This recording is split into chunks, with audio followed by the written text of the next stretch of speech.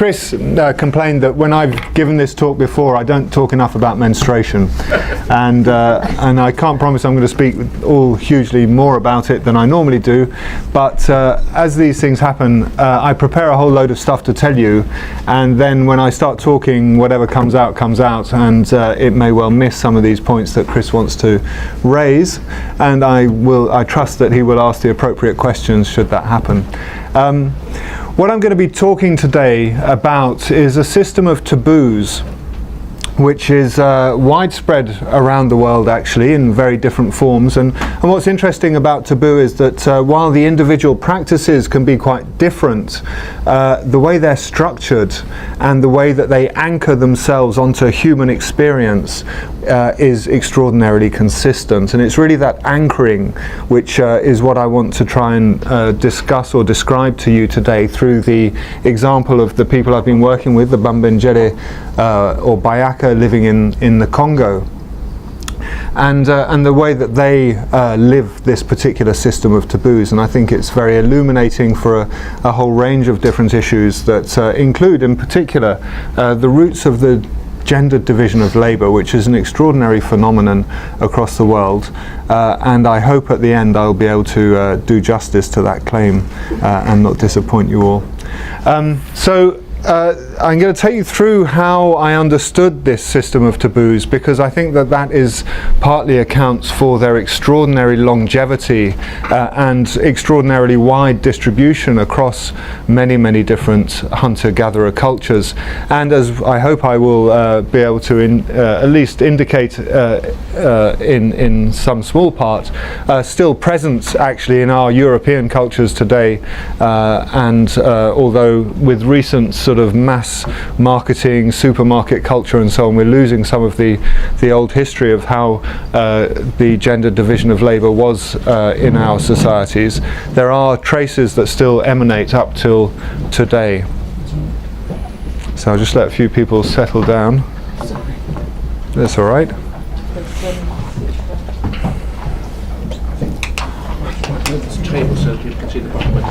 Why not? Yeah.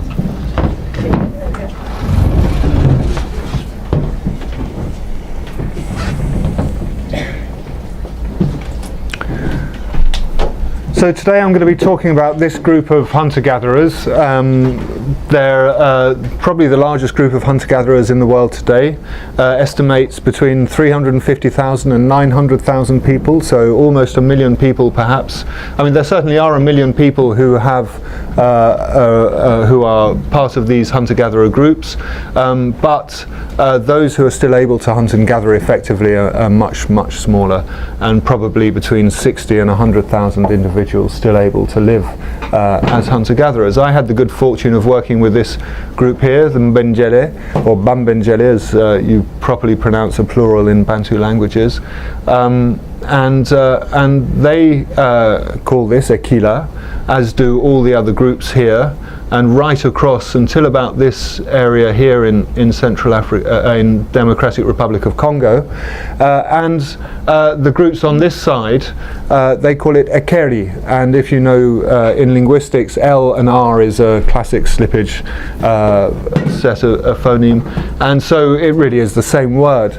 Now this might not seem very surprising, you know, why not, but genetic studies now show us that these groups last shared a mother with these groups about 27,000 years ago. So actually we're talking about a cultural concept which has an incredible longevity, and its longevity is part of the actually a puzzle. You know, how is it that something could exist for such a long period of time among such diverse groups of people? Because today these groups, they speak languages which are Sudanic in origin, which are East African languages, whereas the Bambengele, for instance, speak a Bantu language, as I just mentioned, whereas their neighbours, the Baka, with whom they share a shared past, speak an Ubangian language. Ubangian languages and Bantu languages are, I mean, it might be equivalent to British and Persian in terms of their difference. So you're really talking about some extraordinary diversity linguistically, yet you have these taboo structures, musical style, which I'll be discussing next week, and ritual practices which are remarkably similar. and also material culture. I mean, the material culture is perhaps one of the most strikingly obvious similarities between these different groups. But what I really want to talk about is how this system of taboos that's generically referred to as Aquila actually serves to make a whole cosmological superstructure apparent and relevant to the lives of these hunter-gatherers. And it does so by provoking each generation through these really strange things that you have to do, desirable foods that you're suddenly not allowed to eat, or restrictions on your movements that are imposed by what's happening in your sister's body if she just begins to menstruate, for instance, or your wife's body, and things that just make you think, why on earth should that happen to me? And it's precisely that process by which these striking, unusual requests or demands are imposed on you that makes taboo such an effective medium for the transmission of actually much more complex and less easy to ground or conceive of conceptions that exist in the cosmological world of these hunter-gatherers. So in a sense, what I'm arguing these systems of taboos do is they provoke each individual as they go through life to wake up to a broader cosmological structure that gives sense and meaning and connects up the different elements of their culture. And particularly, as I mentioned at the beginning, we're going to talk about the gendered division of labour and how this pans up through the world and across different societies. But crucial to this system Aquila is the symbolic difference between the blood of women, which is the blood of fertility, the blood of creation, and the blood of men, which is the blood of killing, the blood of animals that is caused to fall from animals, and the importance of keeping these two types of blood separate. And this notion of keeping different sorts of blood separate and the potency of blood is something which is a universal human preoccupation. So that's quick to say, but it actually took me an age to figure out. Some of my first notes in my fieldwork diaries are, we went into an area of marshy forest and I suddenly started to get all these leeches, and when you pull a leech off, you really don't like it. It's a horrible, nasty thing, and my instinct was to chuck it in the fire because that would be the really, for sure it was going to die. But as soon as I went to throw it in, someone said, no, don't do that. Why? He said, it'll make people go mad. And I was left with that, and that was the only explanation. And as time went by and other things started to happen, people would say again, oh, that's Aquila, you can't do that. And I was puzzled equally, and it seemed they were completely unconnected apart from this same word, Aquila, that was being used to describe the event. So it was really noticing how Aquila and the various practices that people would call Aquila were so counterintuitive, were so unobvious, were so seemingly disparate and disconnected that it really tickled my curiosity. And actually I think that's deliberate. Aquila is designed to tickle the curiosity of every generation of Mbengele. And so I'll just give you a few examples. A woman who's menstruating is Aquila. A hunter who has good hunting is Aquila. His Aquila hasn't been ruined. His Aquila is intact. The heart of the animal that he has killed is Aquila, and he has to eat that if he wants to ensure that his hunting luck continues and that he continues to find animals. It's Aquila for a pregnant woman to eat blue duiker, and even for her husband who may have killed it. And blue duiker are very easy to find, very abundant, small antelope that are rather delicious and part and parcel of the sort of mainstay of everyone's weekly diet. And so that really does provoke some reluctance and some willingness or interest in not doing it. A woman whose baby was coughing, had a sort of whooping cough, blamed it on the fact that she'd eaten a particular particular monkey whose hoot has a sort of hoot, whose call is a sort of hoot, while she was pregnant, and that's what's caused her child to have this hooting cough, and it was a killer for her to eat that particular monkey. Or if I sleep around, my wife's akila will be ruined, and if she's pregnant, she'll have difficulties with the pregnancy and difficulties in childbirth, and if our children are small, they'll start to get sick and unwell. And if my wife sleeps around, my akila as a hunter is ruined, and I'll aim at animals and shoot at them, but they'll just somehow dodge it and escape and won't die, and I will wonder why. And so, of course, why are all these things connected by the same word? Why should they all be called akila? And as I pondered these over, the few years that I lived in the forest, and I started to collate all these different cases of akila that people were telling me about, I started to realize some connections between different practices and different claims. And it was as I acquired new knowledge from other places about the relationship between animals and people, or about the folk biology of human procreation. It was only then that I started to gain a fuller understanding of the implications of these connections that akila taboos expressed. And as I went through, my understanding of akila developed, and that's very much what I think happens with young Mbengele. When I talk to my Mbengele friends about how they first came across akila, it's typically in these very striking moments of, whoa, that's weird, why do I suddenly have to do this thing that I'd like to do, but now I'm not allowed to do it. And so you never get a complete sort of version of akila. There's someone who can come and say, this is what akila is. No one ever brings them together as a body of practices in the way I'm doing now, just so that I can communicate it to you all. It's something that happens piecemeal, developmentally, as people pass through life.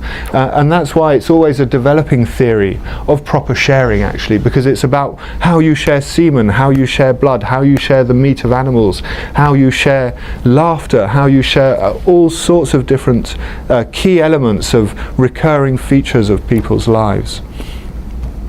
And as I started to understand some of the connections, it reconfigured how I understood, or thought I understood, other connections. And so there's this constant evolution that's always going on. And that really reminded me that, we often forget that culture is never complete. In a sense, it's always a work in progress in each of us. Just think about the English language. No one in this room knows all the words of the English language. That's why we all need dictionaries. We all get stuck sometimes. In the same way, who here in this room knows all their native dishes of their mother's cuisine? These are things which are always incomplete.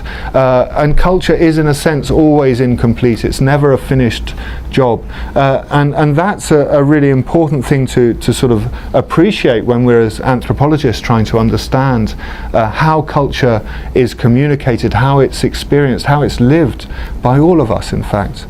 And so in a sense, it comes in bits, and as those bits enter your awareness, they change other bits, and they lock on to different bits, and they create new configurations of old bits, and it's that process which is actually what becoming experienced in your own culture is about. It's about collecting those bits together and watching the way they change. So my notion of father, when I was a small nipper, was quite different to my notion of father as an adolescent. My notion as father, once I myself became a father, changed again. And as my own children grow, they also make me realize different aspects of this idea of father and what being a father. And as my own father gets older and older, again I'm thinking about different elements and aspects of father. So the idea that anything is fixed and concrete in our minds is an illusion. They're always in the process of flux, of engaging with our experience and the world around us in different ways to enrich our own appreciation of our particular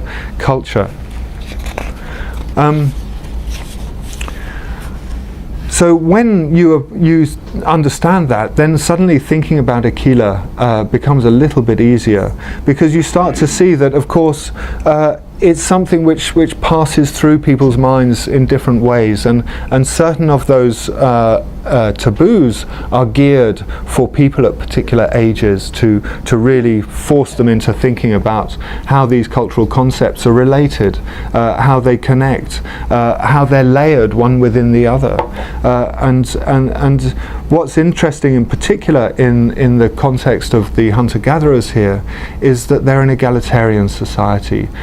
There's no individual who can claim, I know this culture better than other people. There's no individual who can claim to be the teacher, who will tell you that this is the way we do things, this is the right way.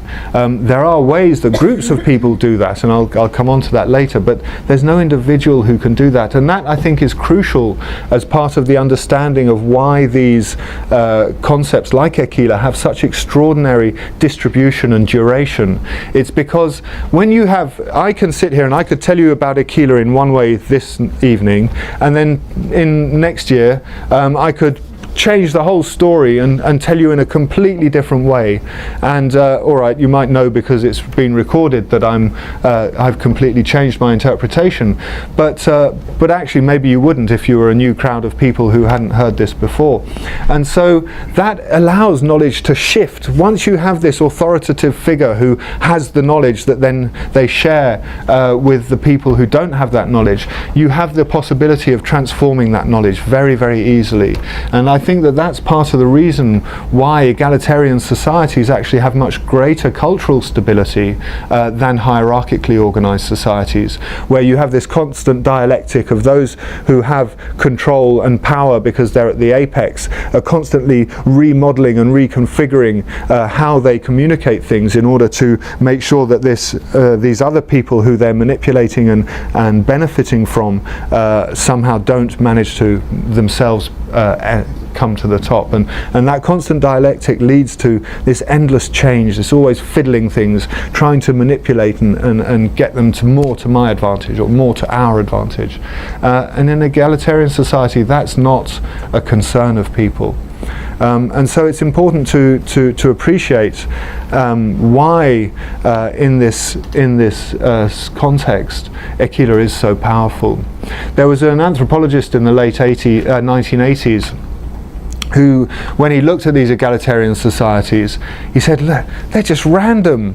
You know, if you've got nobody who can judge and say this is the right way of doing things, this is the wrong way of doing things, well, how can anything be secure or can be long term? How can anything really have continuity across the generations? You know, surely it's just an accidental assemblage of practices, and he attributed the extreme pressure that many of these societies currently find themselves under, in which they're transforming and in fact becoming the sort of the fourth world communities of this planet, as evidence for this, lack of coherence and cultural systematization.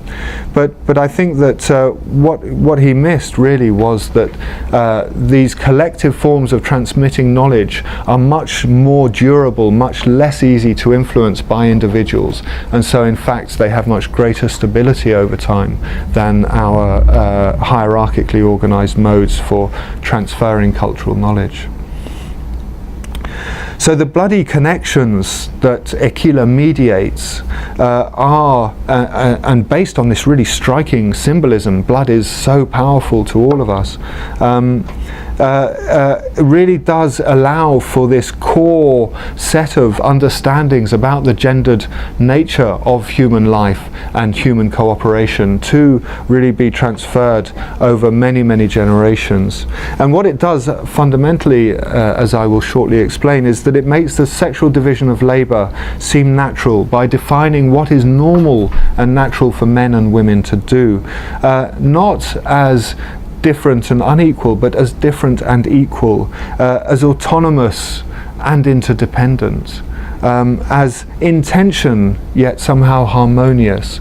And it's these slightly contradictory, or seemingly contradictory, or seemingly antagonistic forces which actually give a dynamic nature to gender relations in these communities, which results over time in them being egalitarian.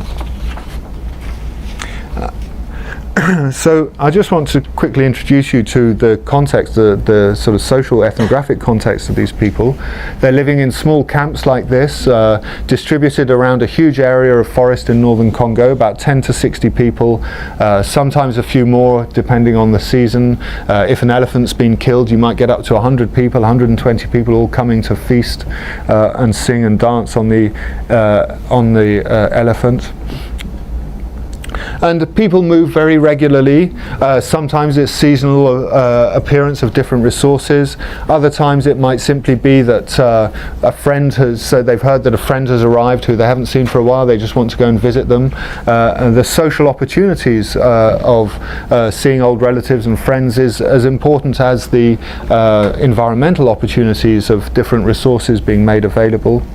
And because people move so easily, one of the main ways that people resolve conflicts is not by, if you have a farm, say, you've got to protect your fixed asset, because if you lose that farm, you lose your food. But in this context where your food is available in the environment around you, there's no need to sit and fight. You just avoid each other. And very often conflicts won't even rise to the point where they become overt conflicts that you can recognize.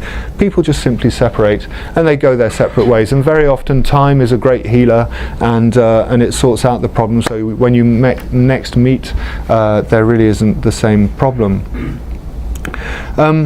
But one thing I'd just like to point out, and I'll keep coming back to this, is the way that the camp is gendered. And so here you have the huts around the outside, and you'll notice the children and the women are around the outside, whereas the men are in the middle of the camp in the place called the Mbanjo, and will remain in this place. And there was a Bantu meat trader who'd often come to the camps I stayed in to buy meat from people, and he made the quite striking observation. He said it's like two societies, one of men and one of women, because women really do hang out together. They have an extraordinary solidarity. If men try and push women to do something, women just say no if they don't want to, and there's nothing men can do about it. There's no means to coerce or force. And in fact, a number of times women have just taken over and they've just said no, we're not doing what you say, and there's no way you're going to budge us, and the men can't budge them. There is no way. And the way that the camp makes its own decisions is through a system of public speaking, which is most often done by men, but is something which is really done by listening carefully to all the different positions of the different people in the camp. And the way a good Musambo public speech is given is it brings together all the different views and positions of the people in camp into something that makes everyone find themselves, yes, represented. And it's that business of being able to create an agreement, which is the art of Benjele speaking. It's not about rhetoric and persuasion, it's about consensus building, and that's much, much harder than just persuading someone of your point of view. So just to really just get clear this business of egalitarianism, so that the rest becomes clear, I wanted to just use the work of James Woodburn, who pioneered this in the 1980s after witnessing African hunter-gatherers and hearing about certain other hunter-gatherers in the world. He realized that there were these groups who had remarkably egalitarian ways of life, and he emphasized the importance of direct individual access to resources. No one can stop you from getting the things you need from the forest around you, and this is of course linked to the freedom people have of movement. For instance, if someone leaves a space, a camp, there's no words to say goodbye or have a nice walk. The most people might say is "I'm off," and the only response you give is "go." and that's it. And the reason is that you can't create those sorts of emotional or other manipulations that make people feel bound to you. People have to be free to just go if that's what they feel like. There's no reason to prevent them, to hold them back, or to somehow make them feel guilty about it. It's their absolute right. Divorce, for instance, is simply done by leaving. There's no need to explain yourself. If a woman is fed up with her husband, she just leaves him, and that's that. And he has no right to insist on any explanation or any reasoning. People might well try and, encourage her to come back, but she has no obligation to justify herself. She just leaves, and that's that. And that's his problem to deal with, or vice versa. He can leave. The means of coercion is very important. All these groups use poisoned arrows or poisoned spears in their hunting techniques, and those poisoned implements will be around camp, and if you really want to get your hands on a poisoned arrow, it's quite easy to do so. It's not a difficult thing, and this equalizes the potential, of course, for grievous harm. It doesn't matter if I'm small and weak and someone who's trying to be mean and horrible to me is big and strong, because I can wait till they fall asleep and just give them a chook with one of these arrows, and that will really be that for them. And so the access to this means of coercion does have implications for sort of self-restraint or self-limiting in how far you're willing to try and impose yourself on other people. The other big thing is procedures that impose sharing, and sharing really is central to preventing, saving and accumulation. If I have something that you don't have, suddenly you will start to, or I will be able to influence you, to manipulate you, and somehow modulate your behavior to my advantage in order to for you to get the thing I have that you haven't got. So sharing is really important for preventing power or authority emerging through the control of scarce resources. And all these different egalitarian societies have very elaborate systems for making sure that goods that people need are constantly on the move, they're constantly circulating, and some of these are ritual, gifting, the demand sharing I'll describe in a bit more detail shortly, and other forms of ensuring that things move constantly between people. And the other is leveling mechanisms. So if someone starts to boast, really fast people start insulting them, teasing them, mocking them, laughing at them, humiliating them. If people try to seek or claim authority over somebody else, the same. And elderly women are particularly valued for their ability to do this sort of mocking.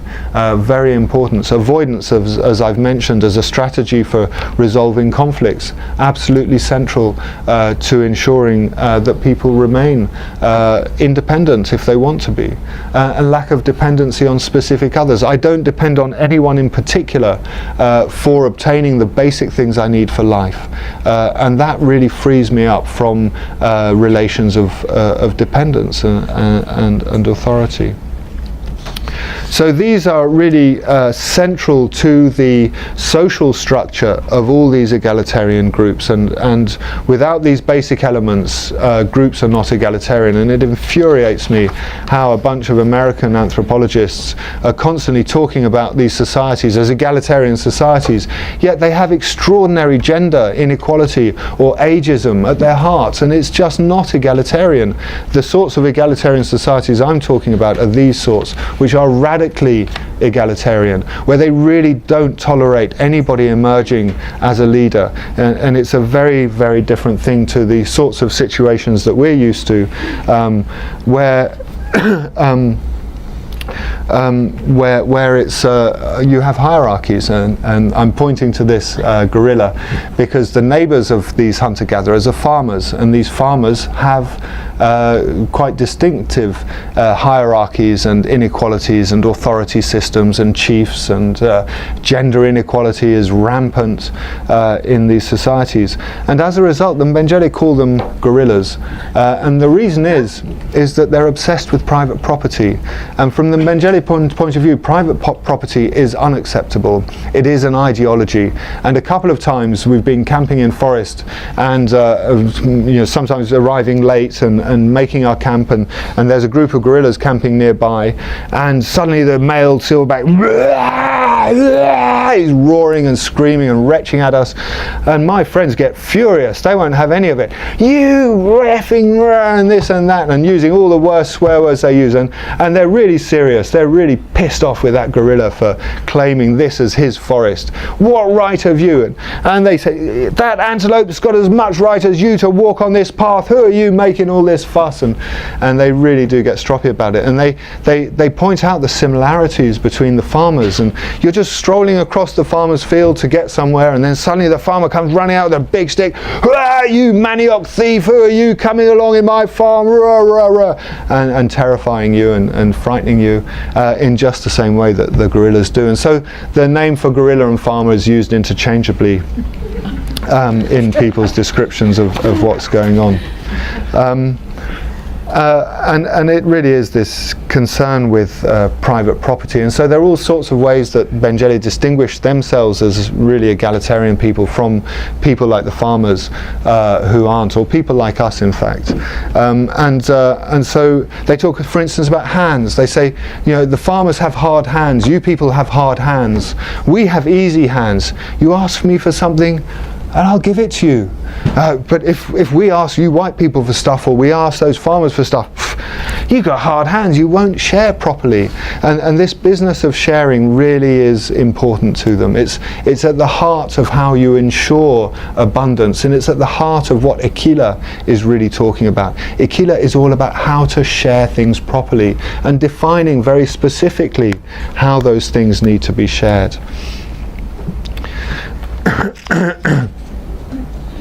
And so sharing really is imposed on you by other people.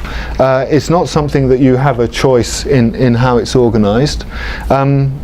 So this man, Makongo, in the blue t-shirt, he has hunted a pig, and the pig, weighs about 60-70 kilograms, and he's carried it on his back all the way back to camp. He hasn't just eaten what he can get in the forest and then come back and said, oh no, I didn't get anything today. He's bothered to bring it all the way back, and the reason he's bringing it back is that his Ekila, for his Ekila, his hunting luck, to be consistent and hold together, he has to make sure that everybody gets an equal share of that pig that he has killed. And so as he arrives back in the camp, Mbatiti, the man who's sitting here, says, Makongo, you've got a pig, give it to me. And he takes the pig from him and he butchers it into pieces. And Tato, who's an older man who knows everyone who's staying in the camp we're in, and how many people are there and how good their teeth are. If you've got really bad teeth, you don't want a really chewy bit of meat. You need something soft and easy to digest. And so what Tato is doing is he's looking at the different cuts of meat, and he's saying, right, that should go to this household, that should go to this household, that should go to this household. And you can see just in the background there are women waiting, and these children are all waiting to get their bit of meat to take back to their house so that they can start to prepare it. And this sharing really is very central to the economic life of these communities. And it doesn't just, this is the way men share meat, but everything has its rules about sharing. If a man goes hunting with a dog, and the dog catches the animal first, then the dog has to have a particular share, the lungs of the animal that it's helped to kill, or to catch rather, because they don't kill them, the people kill them. But women, when they collect things like wild yams, they share in a different way, because women's gathering collects things which are more reliable, though often less voluminous than the 60 kilograms of pig meat. And so what they will do is they'll prepare the food in their huts. They may share out a bit with their girlfriends while they're in the forest, and they may share out a bit when they're back at camp. But there's none of this very public sharing that goes on with men's things. And when they've cooked the food, then they'll send plates around. So they'll send a plate to the men in the mbanjo in the middle of camp, but they'll also send plates to their girlfriends at different different hearths. And so there are numerous ways that things are constantly circulating, and the result is that everybody gets to eat. And when you talk to, when I explained to them, Benjeli, that there are places in the world where people starve, they just couldn't believe me. It was just like, you know, just impossible. It's like me telling you that there are rooms in the anthropology department here that if you go in, you'll suddenly just suffocate.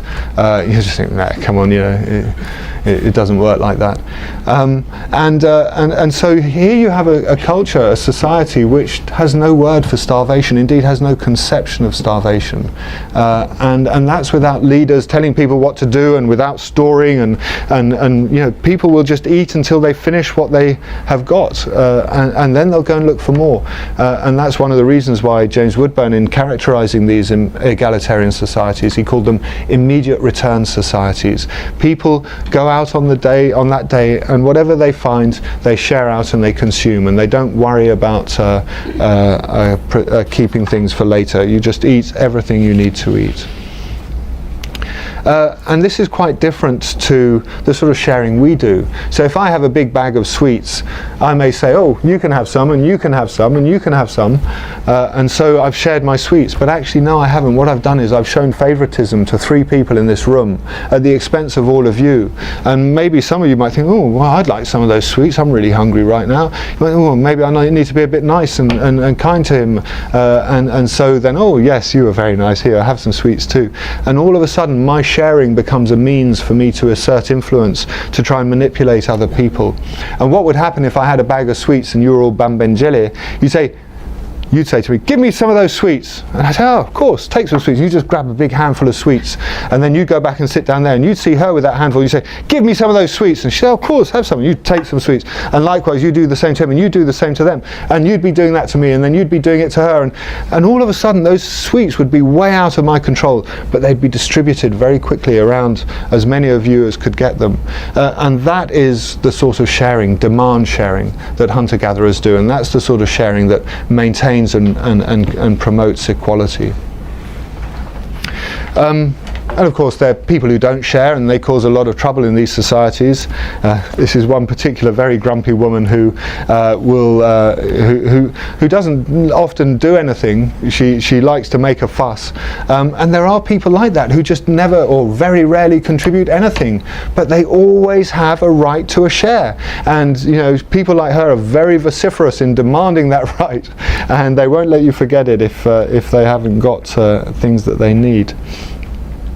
And in fact, it's widows who play the crucial role in establishing the moral code of society. And what they do when somebody, say I was hogging all my sweets quietly here with hoping none of you would see, you know, someone, well, one of the elderly ladies here would stand up, and you would go in a corner and then just start emulating what I'd done like this, and you would all start looking around and then laughing at what she's doing, because she would do it with a lot of humour, and I would start to feel really sort of a bit embarrassed, and some of you start saying, yeah, it's wrong, just you know, pig out on all your sweets by yourself. Yeah, people should share sweets, and other people would start making similar comments what the moral issue is that's going on here, and the woman who'd be mimicking me would be keeping a careful eye on me, and she'd see at first that I'm feeling embarrassed and insulted and annoyed that she has to bring up my bad behaviour like that, but then eventually I have to laugh, because she is doing it very funny, and it's when I laugh that she stops doing it, and then the problem's over and everyone quietens down and gets on with what they're doing. And that really is how morality is shared in these communities. It's not shared in any, you know, sort of authoritarian, this is our rules, this is our dogma. It's done in these very humorous reenactments of bad behaviour that elicit that moral commentary from the people who are watching it, and that is a very powerful way of I'm looking very, what's it, 26 minutes, is that right? Okay. So what I really wanted to point out is that in this society you have political independence between the gender groups. So women really have a huge solidarity, and it's that solidarity which gives them strength in resisting male demands or claims, and they do resist very vociferously. Egalitarianism in these contexts is not a passive, like, oh, let's all sit back and be nice to each other situation. It's a situation where you have to assert your rights. You demand your shares. Give me sweets. You mock those people who are trying to step outside or claim authority. You really do make an effort. It's not a passive, easy thing. And that's again why James Woodburn called these assertively egalitarian. You have to assert your equality. There's no policeman, no judge, there's no authority figure who's going to say you must be more equal with each other. You have to assert it directly and do it vociferously and with humour if you want to avoid conflict. And that's one of the reasons actually why men can't do this sort of thing, because when men do it, it really does start fights, and that's why the elder widows have a very special place in performing this. So there's a political independence or autonomy, and there's also an economic autonomy. Women fish, they collect wild yams, leaves, vegetables, insects and other grubs, and that gives them everything they actually need to eat, and it's the mainstay of many camps' food. Men go hunting. They of course can dig wild yams and collect leaves and other things too, but in principle, men and women actually are economically autonomous. They don't depend on one another, and that is also very important. And in fact, it's something which is so central to being Bambangeli that it's enshrined in the creation myth. And normally what I do is I will tell you the male version of the creation myth, because it's different to the women's. Not structurally they're identical, but in the men's version it's the men who take the role of bringing human society into its present form, whereas in the women's version it's the women who are the key protagonists, making society come together in its contemporary form. And so what I thought I'd do tonight is tell you the women's version, because I've been telling you the men's version too often, and because it's a nice version as well. So it's important to understand, when Komba created the forest or created the world, because as far as the Bengeli are concerned, the world is the forest. They really, I was very disappointed when I was explaining in quite complicated explanation in Bambangeli, who have words geared to the forest world, about how you get to the forest from here, from London, and one of my really good friends, he just looked at me and said, "Hey, you're a liar." He just didn't believe me, and so when Komba created the world, he created the forest, and he created men and he created women, but he didn't tell them about each other. And so he put the men's group in one part of the forest, and they hunted elephants and pigs and things and collected honey, and then he put the women in another part of the forest, not telling them about the men, and they collected yams and so on, and fish, as I was just mentioning.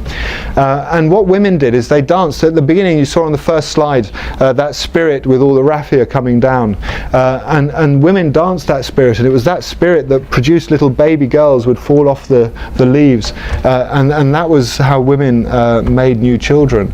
And men, on the other hand, they had this large calabash called a mapombe, and they're actually about this big. They're quite substantial things. They've got a sort of hard shell, and then inside this very white, milky, sort of gooey stuff. And men masturbated or made love to these mapombe, and that was their sort of what they had. And so, and as I said, I'm going to tell you the women's one, and I just have to keep reminding myself so I don't drift into the men's one. So they're living in different parts of the forest. Now, the key sort of ancestor is this men's version chap called Toli, and in the women's version, woman called Toli, and Toli. I mean, actually, the women also have another name for Toli, Beponga, and so it depends who you ask about the myth. But anyway, Toli was with her girlfriends in their camp, and she had a dream, and in the dream, Komba told her that there are these men hanging out in this other part of the forest, and you're not very far from them right now, and tomorrow morning you should go and find them. And so Tuli wakes up in the morning, and her girlfriends go off fishing, and she says, okay, I'll go find these men. She doesn't say anything to the girls because it was a dream, she wasn't quite sure, and so off she goes, walking through the forest, walking through the forest, walking through the forest. And then she's walking and she suddenly sees these footprints, and she realizes that, those must be other people. And so she starts following them. She starts tracking the men, and the men are actually tracking pigs trying to going hunting. And eventually she spies them, and she sees them killing the pigs and taking the pigs back to camp, and she keeps a safe distance away from them. And then when they're in the camp, she decides, right, this is the time to go in, and they're all sitting around and roasting pig meat, and she walks in, and the women have a song about this. It goes, Toli amupia bapangwa. And what it really means is, when Tuli arrived, they all stood up. And what actually happened, of course, they all got erections because they'd never seen a woman before, and it just blew their minds. And so she had sex with them and showed them what a good thing it was. And then she said, I've got a whole bunch of friends back at camp over there. They'd really like to meet you. And he said, oh great, yes, take us. And so the next morning, Tuli said, look, you've got all this honey. You've got to make sure you parcel it up nicely now, and take the honey with you, and I'll go back and introduce you to my girlfriends. When Tuli arrived with all these men, the women were really suspicious and fearful, and they said, no way are we having anything to do with them, look at them. And the men said, no, look, try this. And they gave them the honey, and so the women tasted the honey. Well, maybe creatures that give us something so sweet can't be all that bad. And then slowly they made friends, and they got less difficult, and eventually they all coupled and started making love, and the men were just like, yes, this is fantastic. And when they finished, they said, I want 2 of these, I want 3, I want 4. And Beponga Tuli, she said, no, 1 woman, 1 penis. They said, okay, all right, we accept. And so the men went to sleep and with the women, and the next morning the women said, look, we're going to go and dig some yams, and so the men said, oh, okay. So they sat around in camp, but one of the men was suspicious, and so he followed the women where they went, and as he followed them into the forest, he noticed that there they were, dancing this spirit that was circular, whose raffia was spinning, and out were coming these little children, and he said, that's something very powerful. They went racing back to the men. He said, oh, you know what those women are doing there? We've got to have it for ourselves. We can't let them keep it. So all the men bolted fast through the forest to the place where the women dancing. No, stop. You can't do this. Look, we're here now. You've got to give us that. And the women said, okay, all right, you can have it. That's fine. We accept them. They said, look, we'll throw away our mapumbi. And they started throwing away their mapumbi. Now we just come to you. And the women said, yes, okay, that's fine. You keep a jengi. And of course the men interpret this as a sign of our strength. We could just demand this really most important spirit from them. And the women said, no, this is actually our strength. We could give away a jengi, so you don't realize what we've still kept for ourselves. And actually what happened is the men changed the magic of Ijengi, so that instead of producing these children now, he still has this extraordinary fertility, but now it's so potent that if women touch Ijengi, they'll start menstruating non-stop until they die. And so now women can't touch Ijengi, only men dance Ijengi, and that's why in that first photograph you saw it was all the men escorting Ijengi to come to the camp to dance.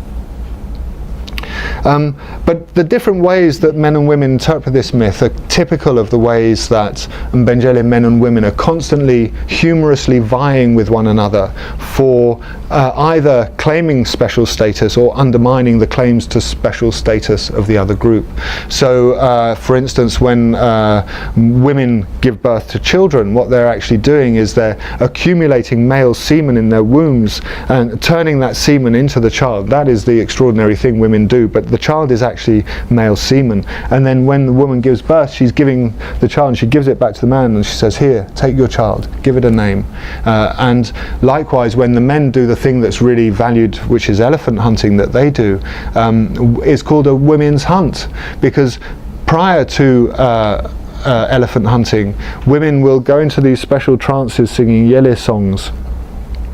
And in this trance they fly up over the forest and they see where the elephants are, and then they tie them up. And then in the morning they say to the men, your elephant's waiting for you over there. And then the men just go and kill it easily because the women have already caught it. And it's these constant undermining of the special social capital that one gender can produce by the actions of the other gender that is typical of the way that these gendered egalitarian relationships work. And of course, when we think about our own society's struggles to try and achieve some sort of gender egalitarianism, there are some very marked differences in the way these people who've achieved it do it and the way that we're trying to do it, which I will hopefully come back to later.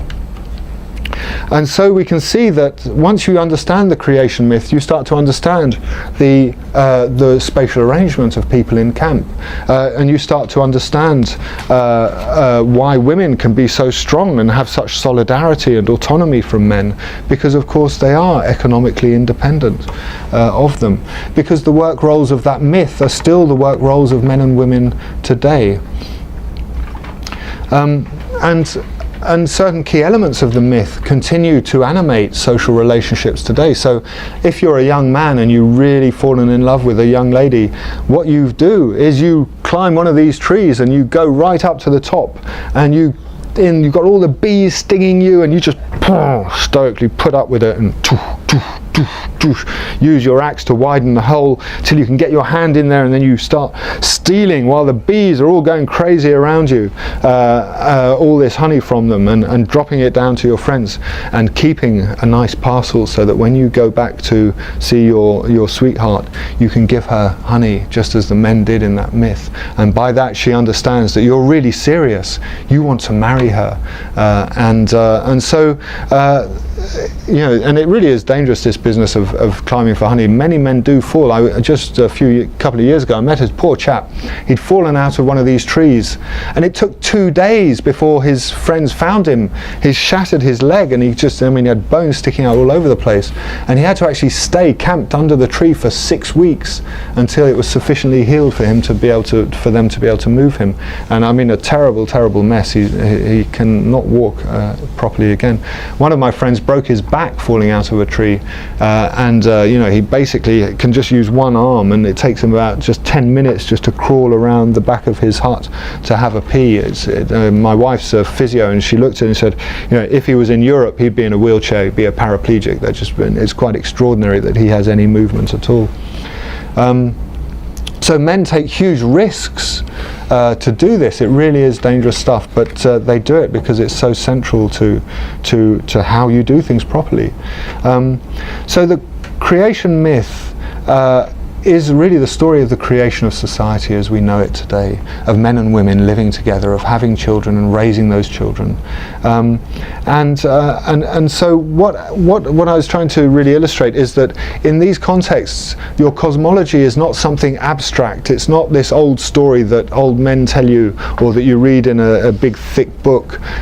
It's something that you live in your everyday experience. It's something that resonates in your social and intimate relations with other people.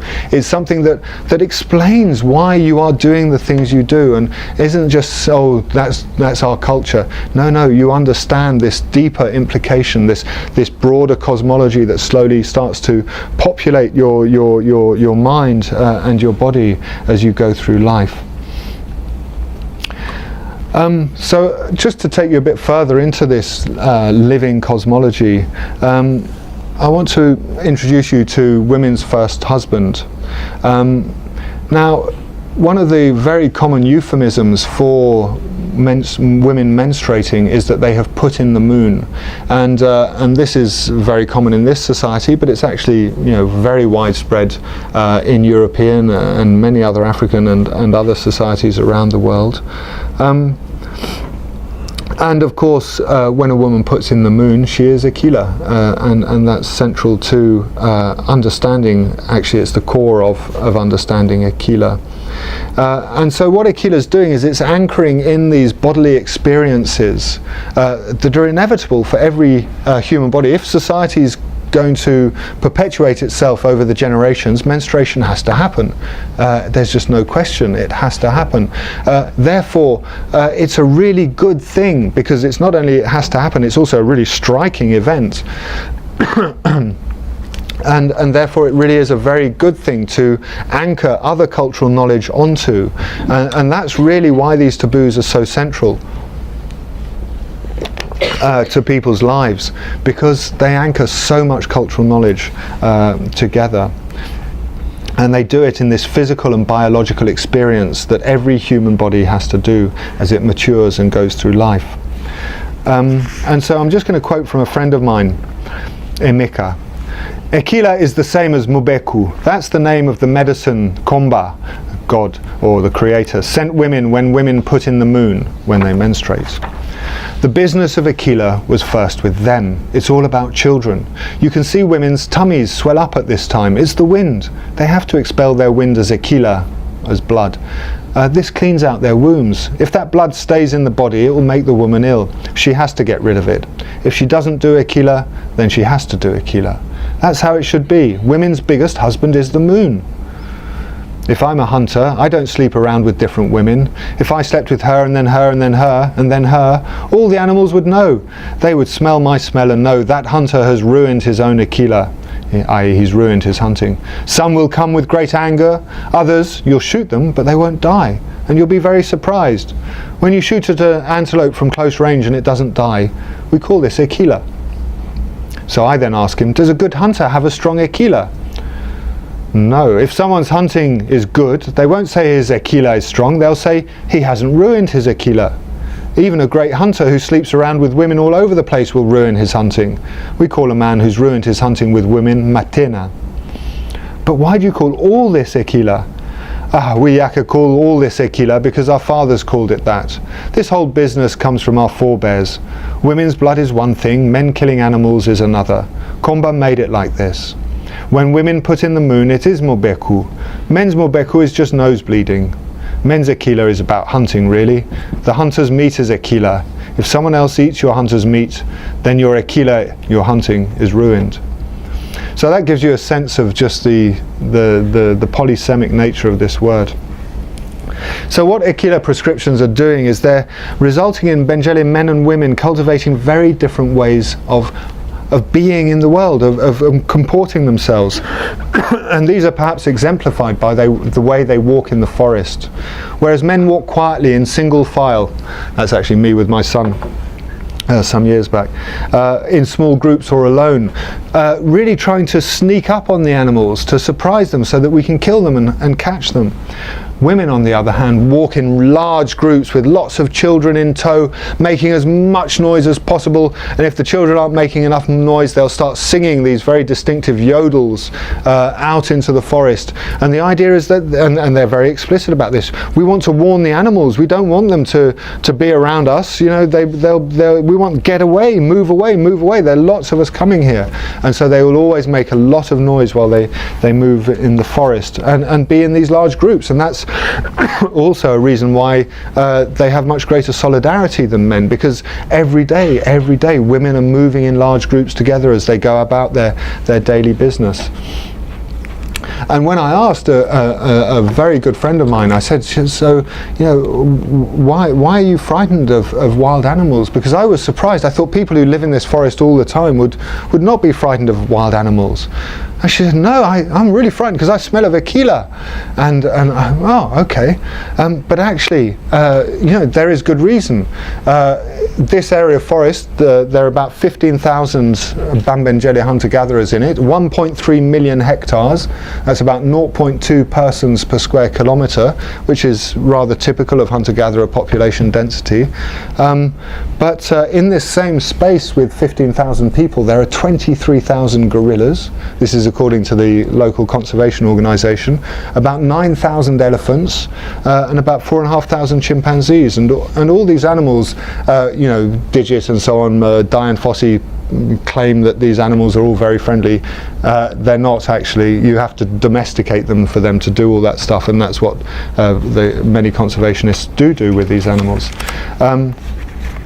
actually they're really quite aggressive and very territorial, and that's one of the reasons the Benjeli get so annoyed with them. But so long as a man hasn't recently had sex or been sleeping next to a menstruating woman, he won't smell of human Aquila, so he can just walk quietly, sneak up on the animals and catch them unawares. Whereas women, and so men will focus on taking things from the outside and bringing it to the inside, whereas women receive those things on the inside and transform them through cooking or through making them beautiful into things that humans can safely consume and that the community will grow. And so basic beliefs about Aquila really start to differentiate people according to gender and to a lesser extent according to age.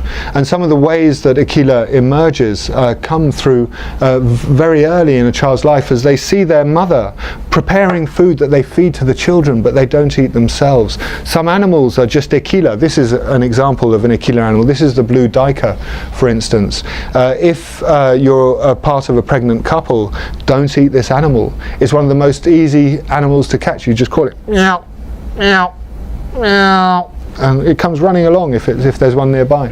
And they're very, very fast breeders, so they're very common animals. And suddenly you're not allowed to eat it. And the reason is because the head turning backwards. When blue duikers are frightened, they look behind like this as they run along, and that apparently will lead to the fetus, if your wife is pregnant or if you're pregnant, starting to turn his head, and of course that will result in a breech birth. And so women and pregnant couples mustn't eat this duiker. And that links into a broader conception of people as part of the forest. You know, the Benjeli, for the Benjeli, when you watch your children grow, it's because the forest is going into them. They have a taboo against domestic animals. They only eat wild animals and things that grow in the forest itself. And so in a very literal way, they are watching the forest transform their children into adults, grow their children. And so they have a proverb, you know, a Mwaka, a Benjeli, loves the forest as they love their own body.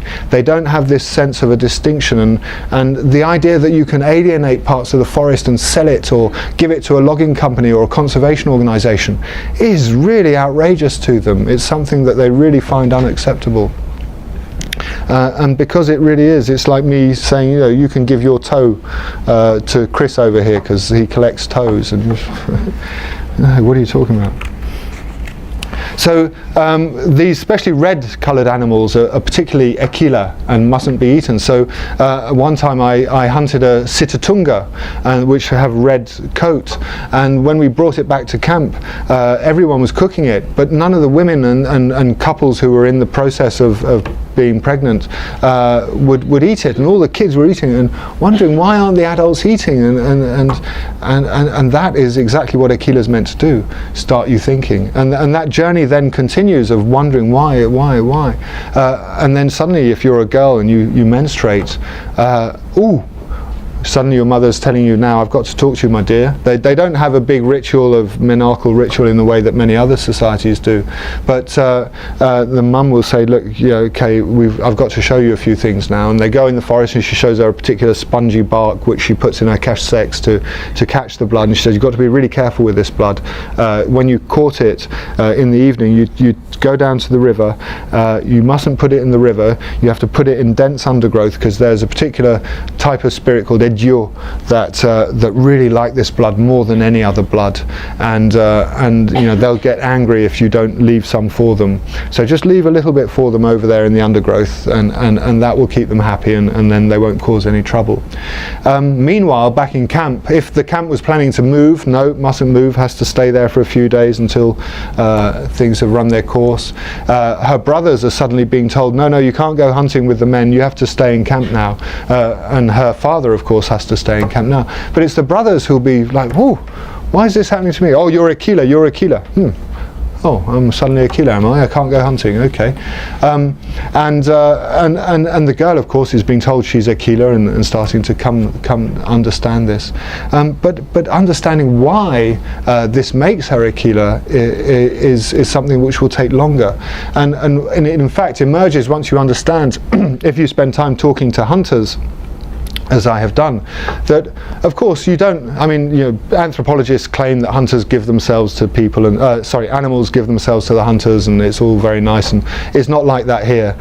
When I tell them Benjeli about those, you know, so-called animist views, they say no. If you want to catch an animal, you've got to use all your cunning, you've got to all your strength, you've got to use all your wile and guile, and you know, and it's hard. You've got to really battle. It's a fight. It's not easy, and life is strong, and that's the one thing that hunting will teach you if you ever try, is that life is tenacious. It wants to stay. It doesn't want to give itself up like in those Hollywood movies where you know, boom, boom, boom, and everyone just lies down quietly. It's not like that at all. And so when you understand that, then you can start to understand why animals should get so annoyed by the smell of human fertility. You know, God, there's going to be more of them, more beta, more trouble. It's going to, you know, and so when if I go out into the forest smelling of my wife's tequila, and I'm standing with a group of friends who aren't smelling of tequila, that gorilla or the elephant will just come charging along, and it will bypass me, will ignore my friends, and it just comes straight for me, boom, and knocks me out of the way.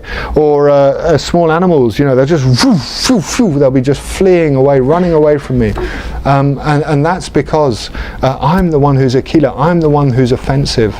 It's not the guys around me who don't smell of this, and that's why the women are frightened. And so it's only slowly as these other things start to become clear that you start to understand what the logic is that underpins these different beliefs. And it really is with marriage and reproduction, well, when you start getting serious about the business of reproduction, that's when Aquila really becomes something that preoccupies you. And so, you know, understanding the beta then becomes obvious, because your husband's out hunting all the time, he's having to do that battle, and it really is a battle to kill those animals. And of course, your smelling of menstruation, and until you're pregnant, that is, and when you're pregnant, he has to stop hunting actually. And why should that be? Why are you both Aquila now? Well, then you start to learn, perhaps, and this just happened in a different discussion with somebody else, wasn't talking about Aquila at all, and he explained to me the business of procreation, that from their point of view, you need to make love with your wife every day once she's pregnant, because you've got to keep feeding semen to that baby so that it gets bigger and bigger and bigger. And that explains why the taboos are on both of you, because you're both participating. It's not, you know, with our medicalized understanding of pregnancy, it happens in this one moment and then it's just something going on in the women's body, whereas for them it's something that's shared work, and that shared work is what links those two people together in these Aquila prohibitions. So the Aquila stimulates a search in the minds of every Benjeli couple to start to understand these theories of folk biology, these understandings of why menstruation is so important. And if you're ever, if your wife isn't getting pregnant, what the Benjeli says, then you really must make love while she's menstruating, because that's the peak of her fertility, and that's what will really make her, ensure she does get pregnant. And so, slowly as you go through life, you start to build up a bigger and bigger, more potent picture of how Aquila makes apparent this much broader cosmology of the people that I'm talking about. When your wife is pregnant, one thing you have to do if you do want to go hunting, because of course everyone's still hungry, is when she's got when the belly started to get a little bit big, you slice. You make some slices with a sharp blade along her belly, and you collect the blood that flows from those cuts in a red paste, and this is the sort of the forest people's equivalent of ochre, is a particular tree bark that they scratch and grate, and it goes very red, and it reddens people's skin. And you mix the blood into that, and then you keep that little ball in your, men have handbags in this society, and whenever you want to go hunting, you take the little ball out and you wipe it across your forehead. And I, early on in fieldwork, I saw these men wiping these little red balls over their foreheads as they went out into the forest, and that's weird. And so I asked someone, he said, oh, it's because he's a killer. Okay, thanks, that tells me a lot. And it was only much later when I saw someone actually doing the process on their wife's belly, and it was explained, now that's how you make the Mongole ball that he's wiping on his forehead.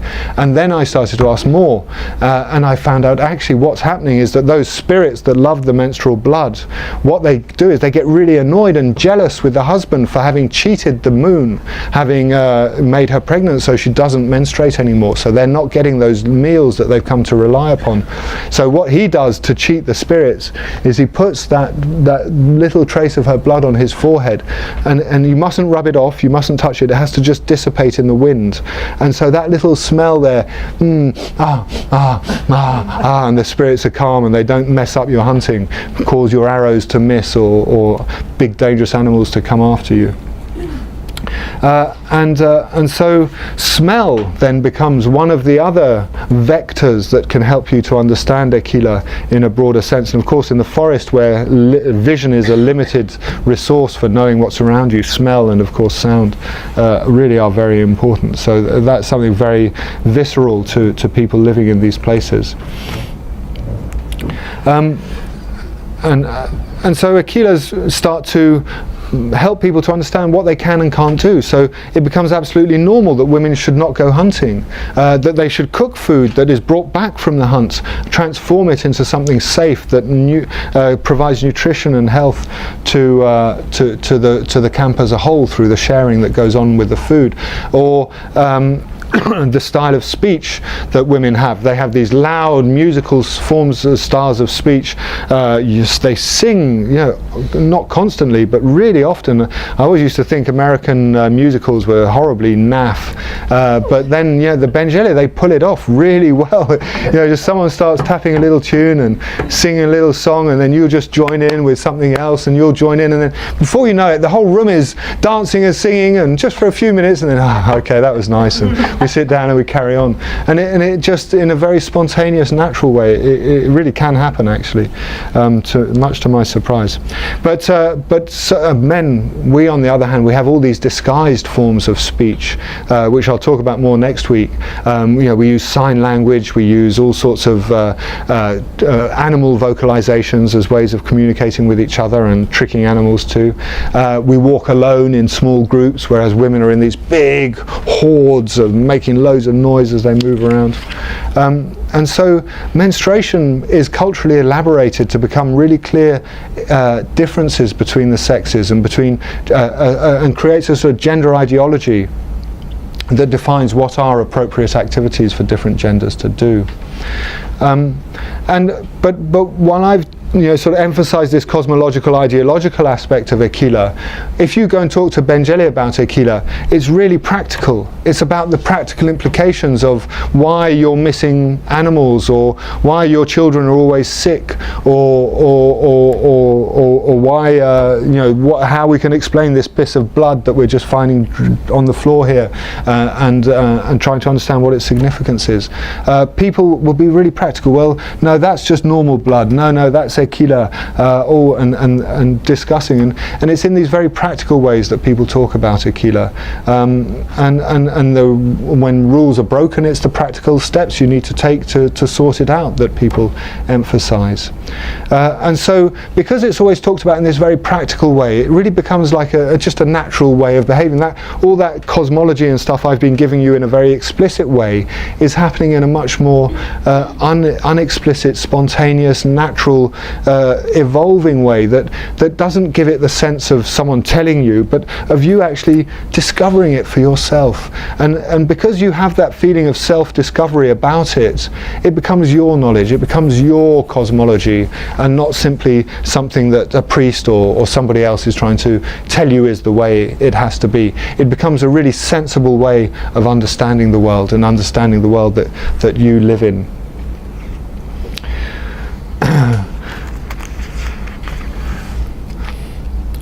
So one thing that I hope this has started to suggest is that gender egalitarianism here is not about denying difference. It's about celebrating it. It's about recognizing those differences and celebrating them in very explicit ways. And about how you can bring those differences together in complementary and powerful ways that lead to a good life for human beings. And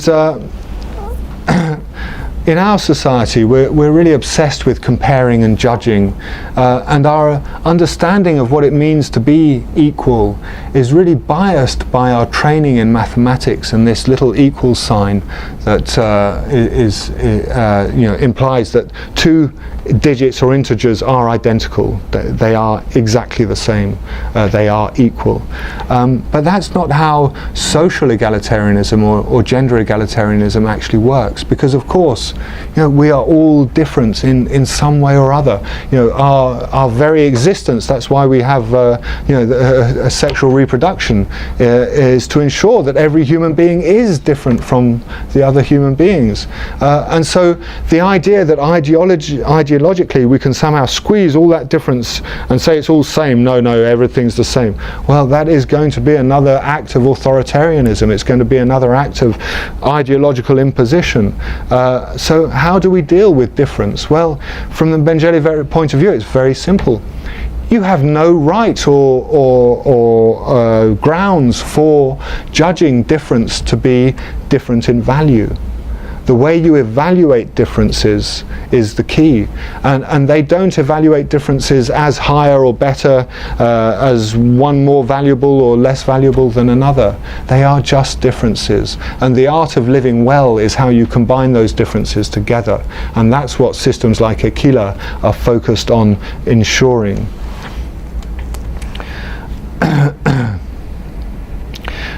So Aquila shows us a very old way in which, following rules that emphasize the equal valuation of difference and their interconnectedness in our joint endeavor to lead a good life, actually really are at the heart of how you achieve egalitarianism.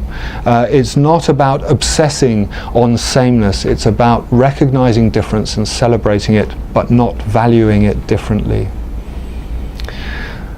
And symbolically, the focus on menstruation across cultures and ages really is because it is such an important event, and it's so striking when it occurs.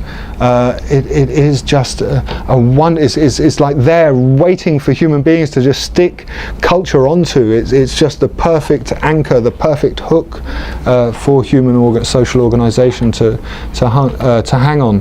And it's very similar across hunter-gatherers. It's really quite remarkable.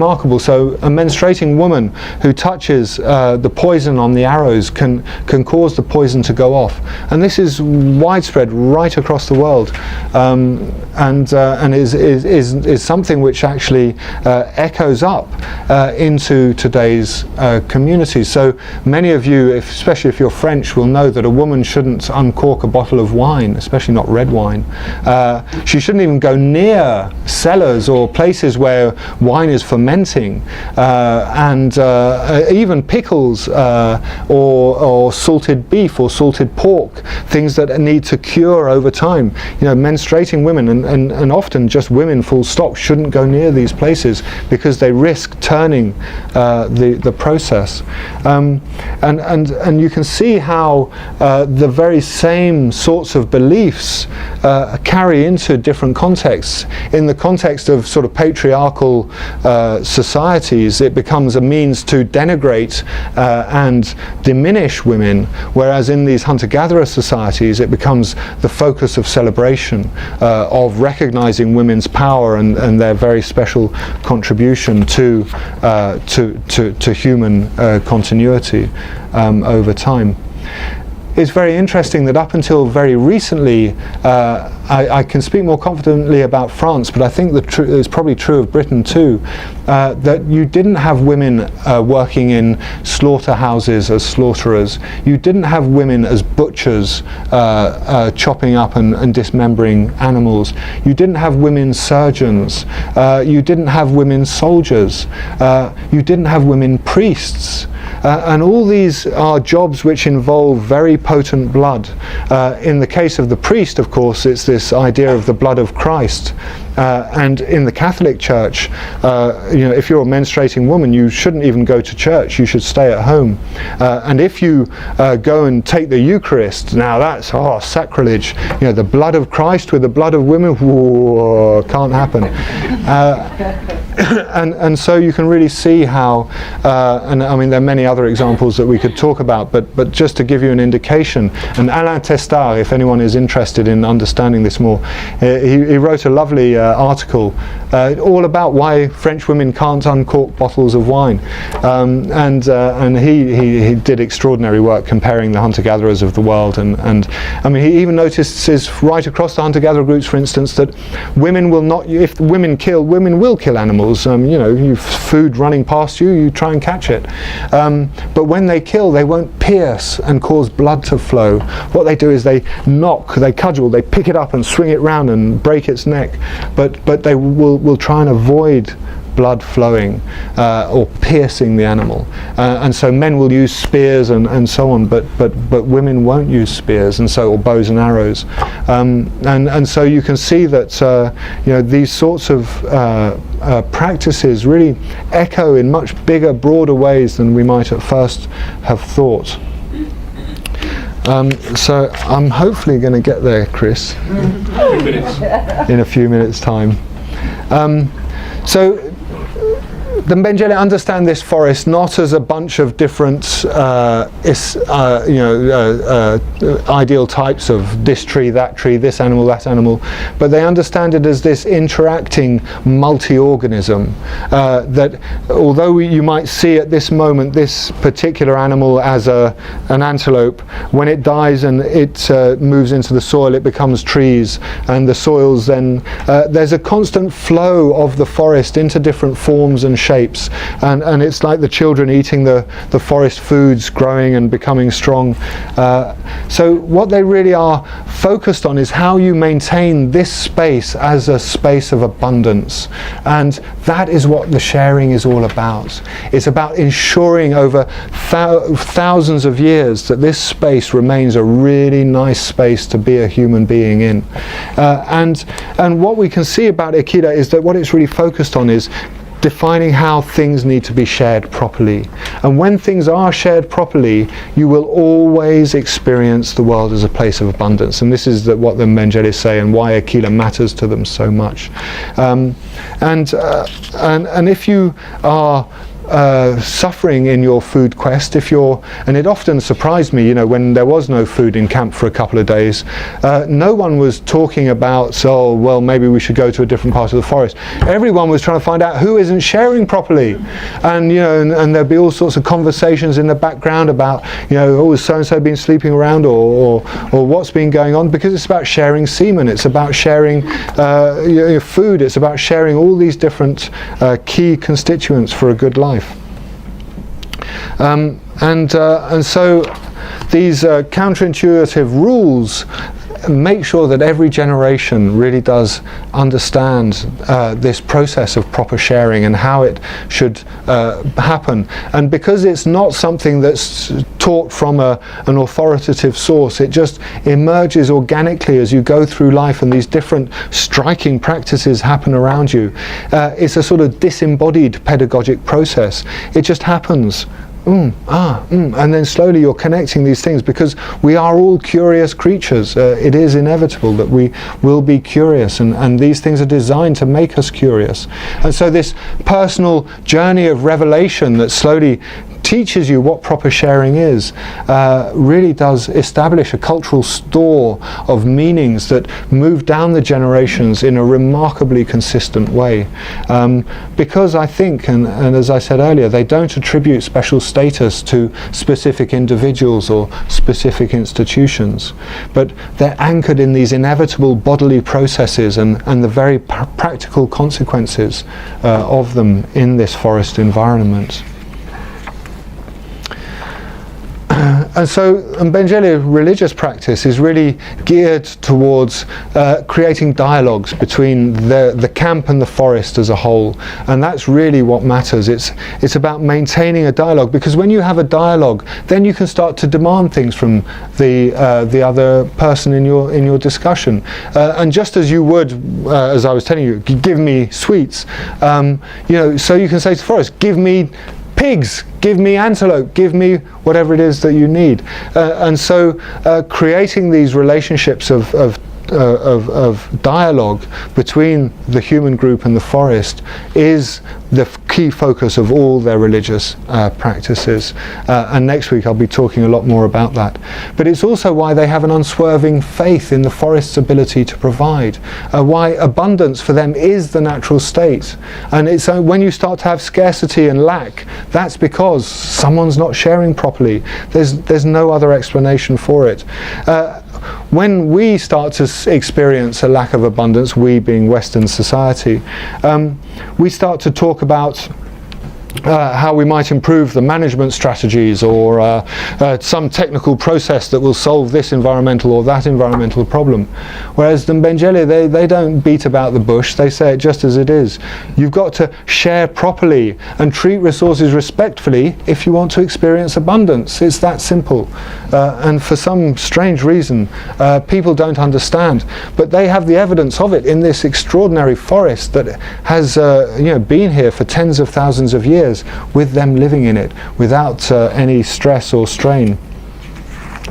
And so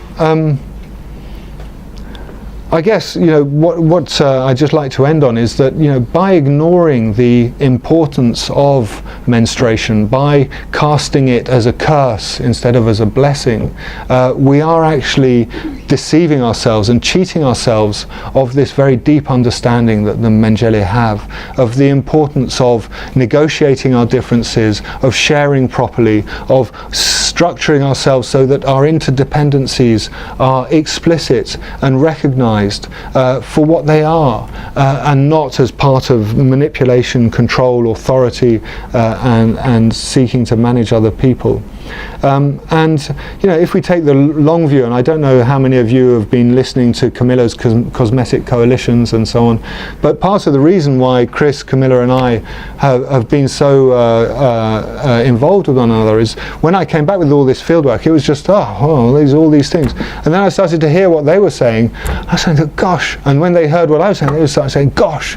And it just it really is quite remarkable how well these different understandings and takes coming from very different positions, from very different bodies of evidence, really converge on this really significant feature of women's first husband being the moon. And what we're actually doing in current society is we're returning back to this sort of primate social order, the old gorilla style, Trumpy type behaviors, and that really is the heart of the problems that we're experiencing, and we really need to just be reminded of what the hunter-gatherers said, which other people have said too, but I think Mahatma Gandhi said it very well. Thank you.